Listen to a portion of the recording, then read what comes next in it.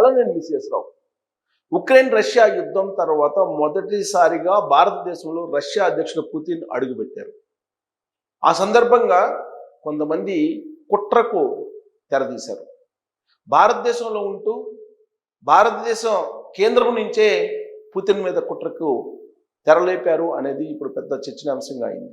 ఏంటి ఆ కుట్ర అని అంటే, భారతదేశంలో ఉంటున్నటువంటి యూకే, అలాగే ఫ్రాన్స్, జర్మనీకి సంబంధించినటువంటి దౌత్యవేత్తలు ఒక వ్యాసాన్ని పుతిన్కి వ్యతిరేకంగా రాశారు.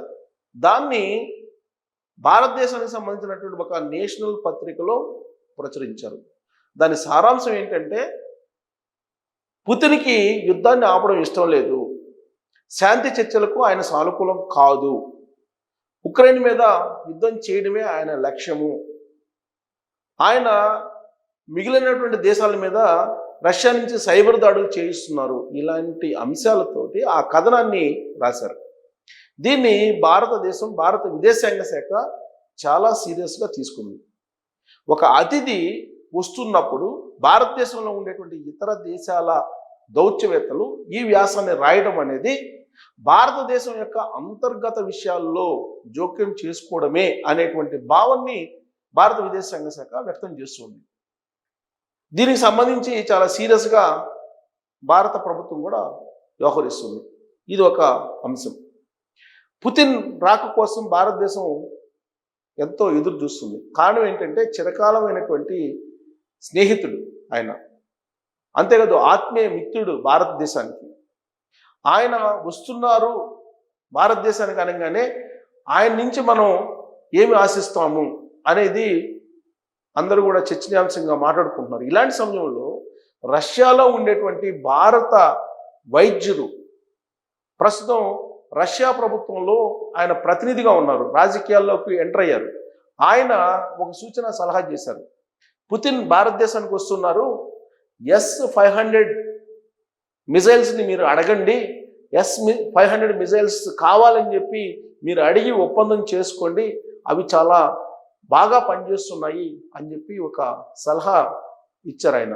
ఎవరి అభయ్ సింగ్ అని అంటే, భారతదేశం నుంచి రష్యాకి చదువుకోవడానికి వెళ్ళారు వైద్య విద్య కోసం.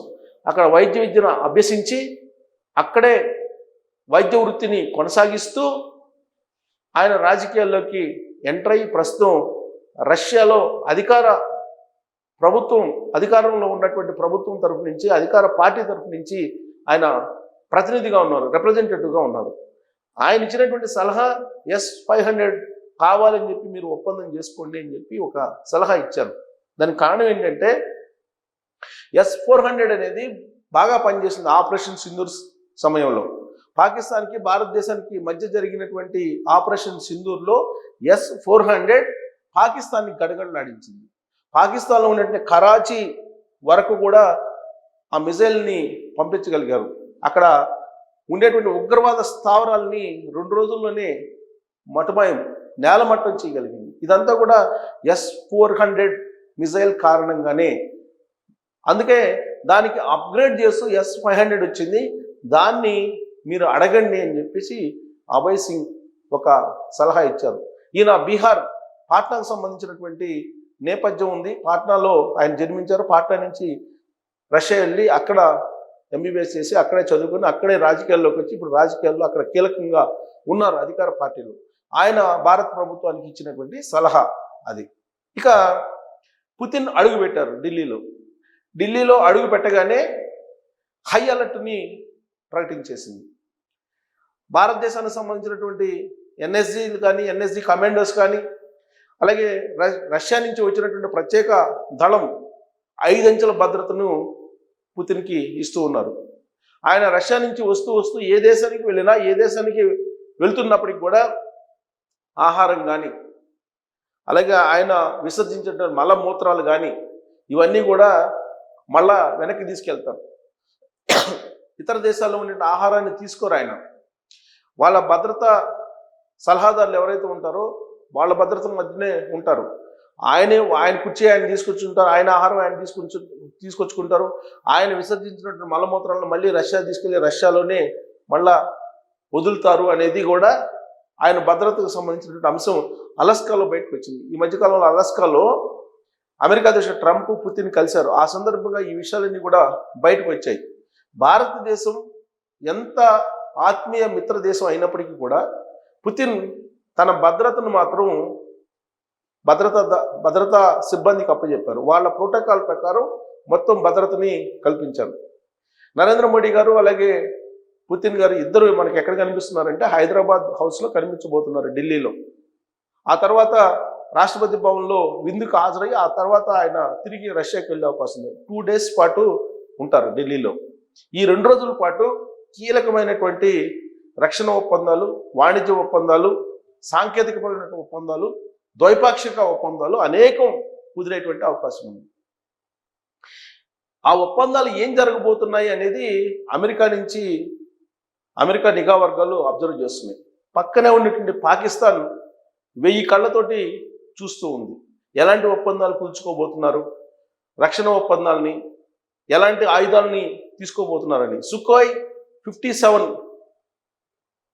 జెట్ ఫైటర్స్ని తీసుకోబోతున్నారు. అలాగే సుఖోయ్ 500 టెక్నాలజీని కూడా ట్రాన్స్ఫర్ చేయబోతున్నారు రష్యా. సో ఆ టెక్నాలజీ తోటి రాబోయేటువంటి రోజుల్లో భారతదేశం నుంచే ఆ టెక్నాలజీని ఉపయోగించి విమానాలను తయారు చేసుకునేటువంటి వెసులుబాటు ఉంది. సో రష్యా ఆత్మీయ మిత్రుడు వస్తున్నారు, ఆత్మీయ మిత్రుడిగానే ఆహ్వానం పలికారు, ఆప్యాయంగా. ఇవన్నీ కూడా మనకు కనిపిస్తూ ఉన్నాయి. కానీ పాకిస్తాన్ అలాగే అమెరికా మాత్రం, అటు నరేంద్ర మోడీ గారు ఇటు పుతిన్ ఇద్దరు కలయిక, వాళ్ళిద్దరి మధ్య కుదురుతున్నట్టు ఒప్పందాల మీద మాత్రం రాడార్ని ఎక్కువ పెడితే ఎలా నిఘా పెడుతుందో అంత స్థాయిలో వాళ్ళు నిఘా పెట్టారు. కానీ రష్యా అధ్యక్షుడు పుతిన్ మాత్రం భారతదేశానికి ఎలాంటి నష్టం జరిగినా, ఎలాంటి అన్యాయం జరిగినా తానున్నానని చెప్పి ప్రపంచానికి, అంతర్జాతీయ సమాజానికి పదే పదే చెప్తూ ఉన్నారు. ఈ 2 దేశాల మధ్య స్నేహం అనేది ఈనాటిది కాదు, దాదాపు 80 దశాబ్దాల నుంచి కొనసాగుతుంది. 80 దశాబ్దాల నుంచి ఈ 2 దేశాల మధ్య స్నేహం కొనసాగుతుంది. ఆ స్నేహంలో ఎలాంటి పొరపచ్చాలు లేవు. కాబట్టి ఈ 2 దేశాల స్నేహాన్ని ఎవ్వరూ తప్పుపట్టలేనటువంటి పరిస్థితిలో ఉంది అని చెప్పి అంతర్జాతీయ దౌత్యవేత్తలు చెప్తున్నారు. అమెరికా ఆంక్షలు పెట్టినప్పటికీ కూడా రష్యా నుంచి ఆయిల్ కొనుగోలు చేస్తుంది భారతదేశం. దానికి పర్యవసానంగా భారతదేశం చాలా నష్టపోయింది. వాణిజ్య లోటు ఇవాళ ఎక్కువగా ఉంది భారతదేశానికి. ఆ కారణంగానే రూపీ పతనం అయిపోయింది. అయినప్పటికీ కూడా ఆత్మీయ మిత్రుడిగా ఉన్నటువంటి రష్యాని మాత్రం వదులుకోవడానికి భారతదేశం సిద్ధంగా లేదు. అవసరమైతే అమెరికాని వదులుకోవడానికి కూడా సిద్ధంగా ఉన్నట్టు రీసెంట్గా జరిగినటువంటి పరిణామాలను బట్టి చూస్తే మనకు అర్థమవుతుంది.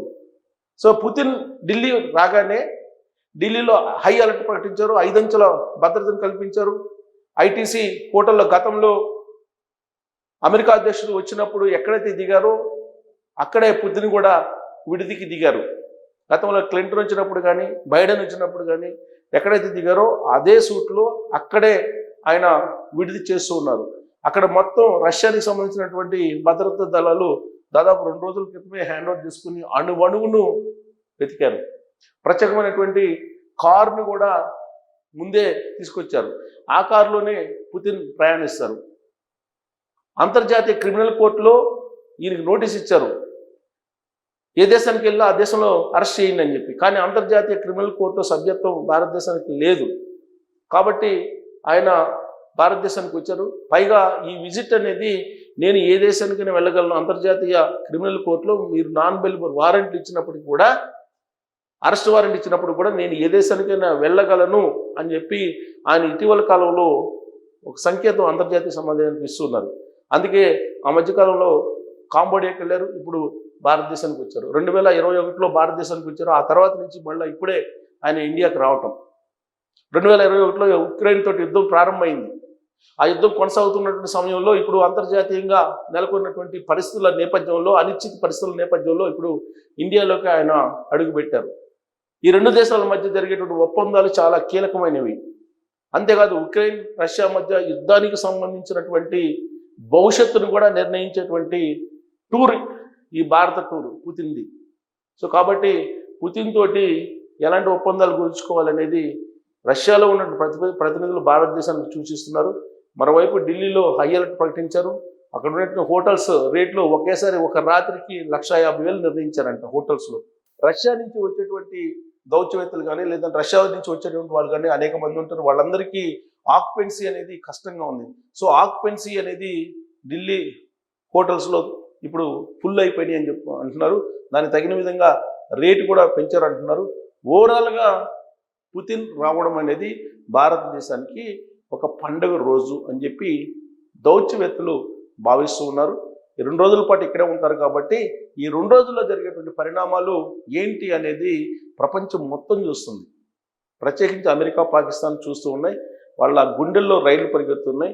ఒక రకంగా చెప్పాలంటే S-500 ఒప్పందాలు కనుక కుదిరితే పాకిస్తాన్ అలాగే అమెరికా రెండూ చాప జుట్టేసి భారతదేశం వైపు చూడకుండా పరిగెత్తేటువంటి పరిస్థితి నెలకొంది అనేది రక్షణ ఉత్పత్తులకు సంబంధించినటువంటి అవగాహన ఉన్నటువంటి వాళ్ళు చెప్తున్నటువంటి మాట. సో ఇది ఒక కీలకమైనటువంటి పర్యటన. ఈ పర్యటన నుంచి వచ్చిన అవుట్పుట్ ఏంటి అనేది మరొక 2 రోజుల్లో పూర్తిగా తెలియబోతుంది. ఈ లోపుగా పుతిన్ మీద కుట్రను చేస్తూ ఆర్టికల్స్ రాశారు UK, ఫ్రాన్స్, జర్మనీకి సంబంధించిన దౌత్యవేత్తలు. అంటే ఎంత భయపడుతున్నాయో యూరోప్ కంట్రీస్ అనేది అర్థమవుతుంది. మరి ఈ కుట్రను కాదని, ఈ కుట్రను ఛేదించి కీలకమైనటువంటి ఒప్పందాలు ఈ 2 దేశాల మధ్య ఏం జరగబోతుంది అనేది మీరు ఎక్స్పెక్ట్ చేస్తే ట్రోల్ చేయొచ్చు. Thank you.